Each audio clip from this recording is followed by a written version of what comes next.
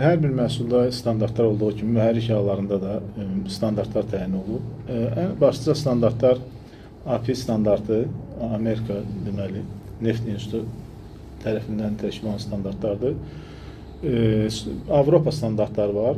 Avropa Avtomobil İstehsalçıları Assosiasiyasının ASEA deyirlər və İLSAK adətən bu şərq ölkələrin istehsal edən avtomobillərdən.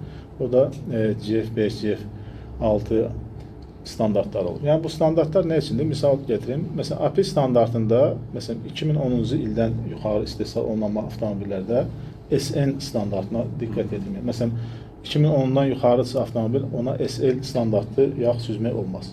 Bəli. Ona görə ona diqqət edir. API standartı və indi son standartlar məsələn API SN Plus çıxıb, hansı ki 2018-dən yuxarı. Məsələn, sizin avtomobiliniz 2019-cu il isə siz baxmalısınız o yağa ki, orada API SN Plus standartı var. Və yaxud da 2020-dən yuxarı olan avtomobillərdə isə SP standartı, ən son standartdır. Yəni bu standartlar necə təyin olur? Deməli, həmin o institutlar yağların, baza yağı və ona qatılan həm əlavələr, aşkarların, yəni tərkibini, analizini təyin edirlər ki, bu, məsələn, bu 10 aşkar olmalıdır yağda.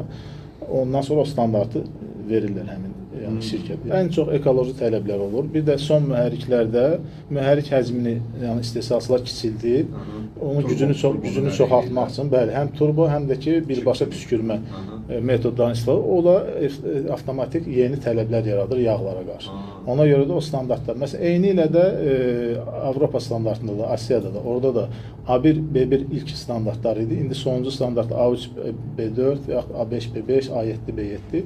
O da avtomobilə baxırsınız, yəni hansı standart təyin edirsiniz. Eyni ilə də İLSAK-da, yəni əsasən Toyotalar, Yapon avtomobillərində, o da GF5, GF6 son standartlardır. Yəni o tələblərə riayət etmək lazımdır.